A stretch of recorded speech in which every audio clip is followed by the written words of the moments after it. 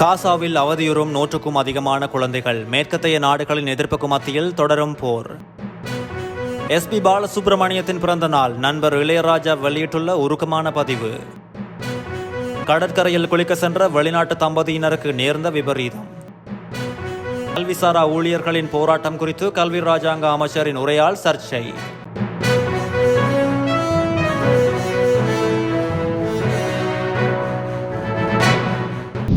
காசா பகுதியின் தெற்கு முனையில் உள்ள ரஃபா நகருக்கு அருகில் உள்ள அகதிகள் முகாமில் 100க்கும் மேற்பட்ட குழந்தைகள் அவதியுற்று வருவதாகவும் அவர்கள் அனைவருக்கும் பொதுவாக ஒரே ஒரு கழிவறை மாத்திரமே காணப்படுவதாகவும் சர்வதேச ஊடகங்கள் தெரிவிக்கின்றன.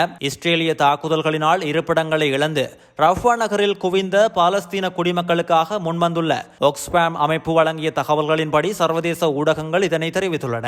ஒக்ஸ்பாம் என்பது ஒரு அரசு சாரா சர்வதேச அமைப்பாகும். இது வறுமையை ஒழிக்கவும் சமத்துவத்தை உருவாக்கவும் பாடுபட்டு வருகிறது. காசா இஸ்ரேலுக்கு மட்டுமல்ல, எகிப்துக்கும் எல்லையாக காணப்படுகிறது. ரஃபா என்பது எகிப்தின் எல்லைக்கு அருகில் உள்ள காசா நகரமாகும். இஸ்ரேலிய படைகள் காசா பகுதியின் கமாஸ் போராளிகளை குறிவைத்து காசாவின் வடக்கு பகுதியில் இருந்து தாக்குதல் நடத்தினர். காசாவைச் சேர்ந்த அனைவரும் தங்கள் உயிரை காப்பாற்றுவதற்காக ரஃபா நகருக்கு வந்து நகரை சுற்றியுள்ள அகதிகள் முகாம்களில் தங்கியுள்ளனர். இந்த நிலையில் தற்போது மேற்கத்தைய நாடுகளின் எதிர்ப்புக்கு மத்தியில் ரஃபா நகரின் மீது இஸ்ரேல் படைகள் தாக்குதல் நடத்தி வருகின்றமை குறிப்பிடத்தக்கது. மறைந்த பிரபல பின்னணி பாடகர் எஸ்பி பாலசுப்ரமணியத்தின் பிறந்த தினம் நேற்று. இந்த நிலையில் பிரபல இசையமைப்பாளரும் பாலசுப்ரமணியத்தின் உற்ற நண்பருமான இளையராஜா எஸ்பிபியின் பிறந்த நாளை முன்னிட்டு ஒரு பதிவை பதிவிட்டுள்ளார். இளையராஜா அவரது எக்ஸ் தளத்தில் என்றும் என் நினைவில் பாலு மிஸ் யூ என உருக்கமாக பதிவிட்டுள்ளார். இளையராஜாவின் இசையமைப்பில் பல பாடல்களை பாடியுள்ளார் எஸ்பிபி. அனைத்து பாடல்களும் காலத்தால் அழிக்க முடியாதவையாக உள்ளது.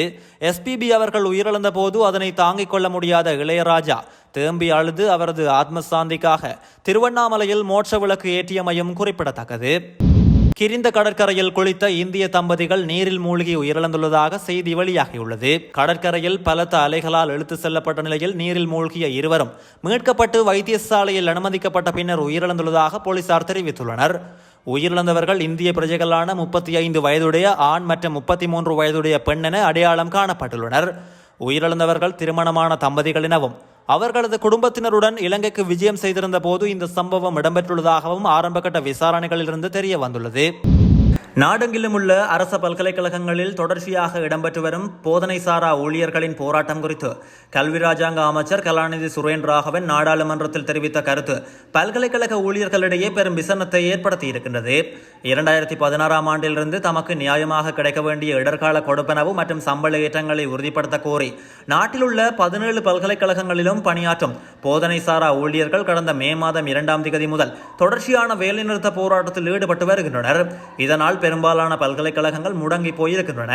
இந்த போராட்டம் குறித்தும் இதனால் ஏற்பட்டுள்ள நிலைமைகள் குறித்தும் தமிழ் தேசிய மக்கள் முன்னணியின் நாடாளுமன்ற உறுப்பினர் எஸ் கஜேந்திரன் நேற்று 4ஆம் தேதி நாடாளுமன்றத்தில் உரையாற்றிய சமயத்தில் கல்வி ராஜாங்க அமைச்சர் கலாநிதி சுரேன் ராகவன் குறுக்கிட்டு கல்விசாரா ஊழியர்களின் பிரச்சனை குறித்து நான் தொடர்ச்சியாக அந்த நிருபர்களுடன் பேசி வருகிறேன்.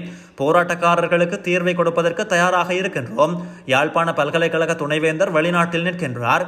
அவர் வந்ததும் தீர்வு தரப்படும் என்று தெரிவித்திருந்தார். அவரது கருத்து பொருத்தப்பாடு இல்லாத ஒன்று என்றும் நாடளாவிய ரீதியில் மேற்கொள்ளப்படும் போராட்டத்துக்கும் பல்கலைக்கழகம் ஒன்றின் துணைவேந்தர் வெளிநாடு சென்றதற்கும் என்ன சம்பந்தம் என்று போராட்டத்தில் ஈடுபட்டுள்ள யாழ் பல்கலைக்கழக தொழிற்சங்க உறுப்பினர்கள் தெரிவித்துள்ளனர்.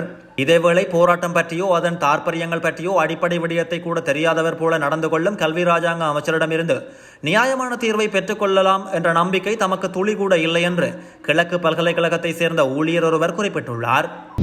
நடைபெறவுள்ள ஜனாதிபதி தேர்தலில் தமிழ் பொது வேட்பாளர் ஒருவரை நிறுத்துவதற்கான தீர்மானத்தை தாம் ஏற்றுக்கொண்டுள்ளதாக ஜனநாயக மக்கள் விடுதலை முன்னணியினர் தெரிவித்துள்ளனர். ஜனநாயக மக்கள் விடுதலை முன்னணியின் தலைவர் சித்தார்த்தனின் தலைமையில் நடைபெற்ற கட்சியின் மத்திய குழு கூட்டத்தில் வெளியிடப்பட்டுள்ள அறிக்கையிலேயே இந்த விடயம் தெரிவிக்கப்பட்டுள்ளது. மேலும் குறிப்பிடப்பட்டுள்ளதாவது, தமிழ் மக்களின் அரசியல் அபிலாசைகளையும் சமூக வாழ்வின் எதிர்பார்ப்புகளையும் நாளாந்தம் முகம் கொடுத்து வரும் நெருக்கடிகளையும் தென்னிலங்கை அரசியல் சமூகத்தின் தொடர்ச்சியான ஏமாற்றுத்தனங்களையும் உறுதியாக வெளிப்படுத்தக்கூடிய வகையில் ஜனாதிபதி தேர்தலில் பொது வேட்பாளர் ஒருவரை நிறுத்துவதற்கான தீர்மானத்தை ஜனநாயக மக்கள் விடுதலை முன்னணியினராகிய நாம் ஜனநாயக தமிழ் தேசிய கூட்டணியின் ஏனைய அங்கத்துவ கட்சிகளுடன் இணைந்து ஏற்றுக்கொண்டதோடு அதனை முன்கொண்டு செல்வதற்கான முழு ஆதரவினையும் வெளிப்படுத்தியிருந்தோம். இந்த நிலையில் இந்த தீர்மானத்தை ஒரு சில அரசியல் கட்சிகளினதும் ஒரு சில சமூக செயற்பாட்டு குழுக்களினதும் தீர்மானமாகவன்றி தமிழ் தேசிய பரப்பில் இயங்கும் அனைத்து தரப்பினரதும் ஏகோபித்த கோரிக்கையாக முன்னெடுப்பதன் மூலம் தமிழ் மக்களின் அபிலாசைகளை தீர்மானங்களை மிகவும் காத்திரமான முறையில் வலுமிக்கதாக முன்னெடுக்க முடியும் என்பதை தொடர்ச்சியாக வலியுறுத்தி வருகின்றோம் எனவும் குறிப்பிட்டுள்ளார்.